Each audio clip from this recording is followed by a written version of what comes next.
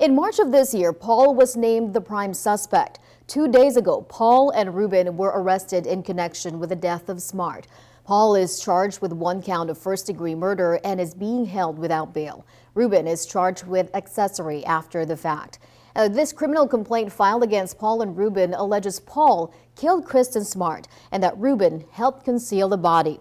Ruben is being held on a $250,000 bail, and today they made their first court appearance. KSBY News reporter Alexa Bertola is live outside the San Luis Obispo County Courthouse with a wrap-up of what happened. Alexa? Nina, no pleas were entered by Paul and Ruben Flores during their first court appearance this morning. Now, a judge approved this protective order, meaning those involved in the case cannot comment on it publicly.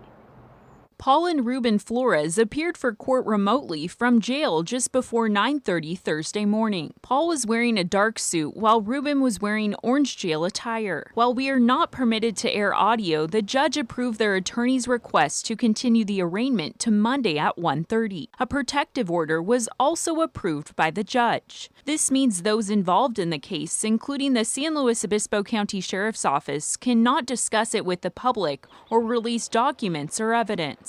Local criminal defense attorney Trace Milan, who is not associated with the case, says this type of order is to avoid tainting the pool of jurors in high-profile cases. I would say it's pretty rare, but for lack of a better comparison, I think it's fair to say that Kristen Smart is the Natalie Holloway of the Central Coast. Meantime, a contested bail hearing will also be heard on Monday. During a recent press conference, District Attorney Dan Dow asked other potential victims of Flores in the LA area to come forward.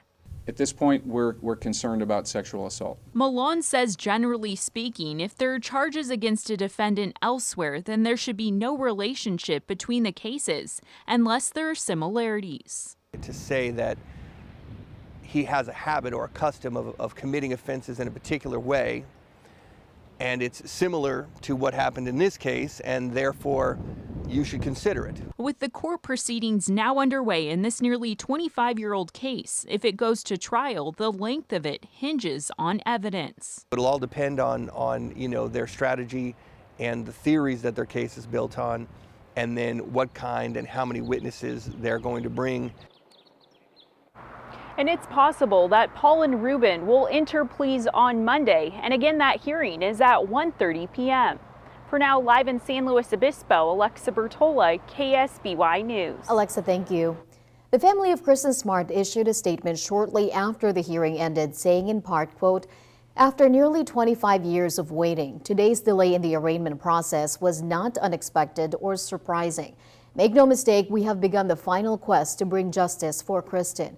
We know we are in good hands with the San Luis Obispo County District Attorney's Office, and we will wait patiently for the process to commence."